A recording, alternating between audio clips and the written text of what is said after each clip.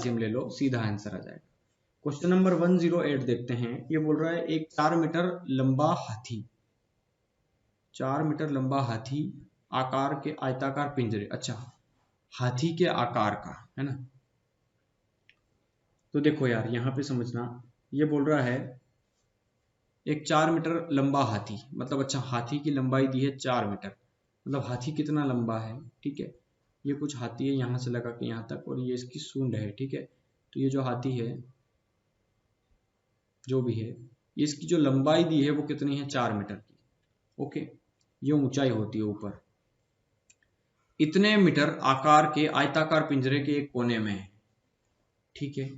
समझना, ये एक डायमीटर हो गया, डायमेंशन, ठीक है। डायमीटर नहीं है, डायमेंशन है, एक विमा हो गई। 16 मीटर 30 मीटर, हमेशा पहले वाली चीज होती है लंबाई, दूसरे वाली होती है चौड़ाई। अगर एक और डायमेंशन दे देगा, गुना करके 15 लिख देगा, तो वो होगी लंबाई चौड़ाई और ऊंचाई। लेकिन वो हमें नहीं दी है कोई एक और डायमेंशन, इसलिए दो चीज होगी, लंबाई और चौड़ाई। तो लंबाई हमेशा ये वाली वैल्यूज होती है, ठीक है। तो लंबाई दी है 16 और चौड़ाई दी है उसकी 30 मीटर की, 30 मीटर चौड़ा है, लंबाई ये है, ठीक है। और ये बोल रहा है कि पिंजरे में एक कोने पे है, मान लो हाथी यहाँ पे है, इस कोने में यहाँ खड़ा है, ठीक है। 4 मीटर का हाथी है। यदि हाथी विकर्णतः सम्मुख कोने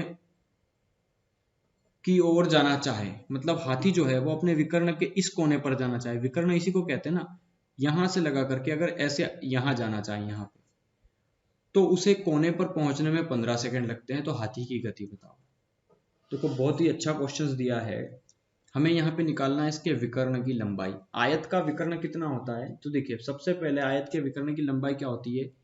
तो यहाँ पे आप इस तरीके से समझना इसको कि मैं बता दूं आपको, विकर्ण की लंबाई होती है रूट ऑफ दोनों साइड का स्क्वायर, मतलब लंबाई और चौड़ाई का square, L square plus B square, ठीक है। ये एक्चुअली कर्ण का वर्ग का फार्मूला है, मतलब पाइथागोरस थ्योरम है, ठीक है। ये पाइथागोरस थ्योरम में ये 90 डिग्री का एंगल बनता है। यहाँ पे सारे एंगल 90 के होते हैं आयत में, ठीक है। सारे एंगल 90 डिग्री के होते हैं। तो यहाँ पर अगर मैं यहाँ से इसको यहाँ भेजूंगा, तो ये अगर साइड 30 है तो ये साइड भी तो 30 होगी ना, सेम है ना, समांतर भुजाएं हैं, ये समांतर है एक दूसरे के। ये भी 16 है तो ये भी 16 होगी। मतलब देखना, ये 16 दी है, ये 30 दी है, और हमें ये वाली वैल्यूज निकालना है, मतलब ये कितनी लंबी है, ठीक है। तो कर्ण का वर्ग बराबर, मतलब कर्ण का वर्ग बराबर लंब का वर्ग, मतलब 30 का वर्ग प्लस 16 का वर्ग। तो यहाँ पे रूट में 30 का स्क्वायर प्लस 16 का स्क्वायर, तो 30 का स्क्वायर कितना होगा 900, 16 का स्क्वायर होगा 256। इन दोनों को जोड़ दो, 6 5 9 और 2 11, 1156। तो रूट में 1156 जो है वो 34 का स्क्वायर होता है, ठीक है। तो हमें हमें आ चुका है कर्ण की वैल्यू, मतलब ये आ गया है कितना 34। तो 34 मीटर ये लंबाई है इसकी, ठीक है। अब समझना, दूसरे कोने में पहुंचने में उसकी दूरी बताना है हमें, हमें उस कोने में पहुंचाना है इसको, और उसकी स्पीड दी है कितनी, स्पीड जो दी है वो हमें निकालना है, ठीक है।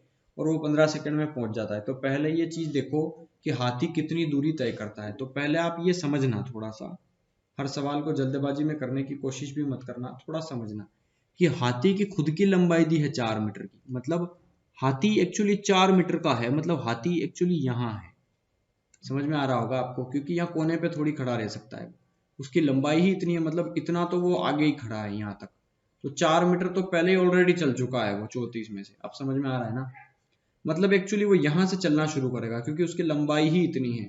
तो यहाँ से लगा करके वो सिर्फ 30 मीटर ट्रेवल करेगा। देखो यहाँ 4 तो पहले ही साइज है उसकी, तो 34 टोटल है, उसमें से अगर 4 पहले दिया है यहाँ पे, तो 30 ट्रेवल करेगा ना वो, मतलब 30 मीटर की दूरी तय करेगा हाथी 15 की स्पीड से, 15 सेकंड में। मतलब तो 30 मीटर गया वो 15 सेकंड में, तो उसकी स्पीड कितनी आ गई 2 मीटर पर सेकंड।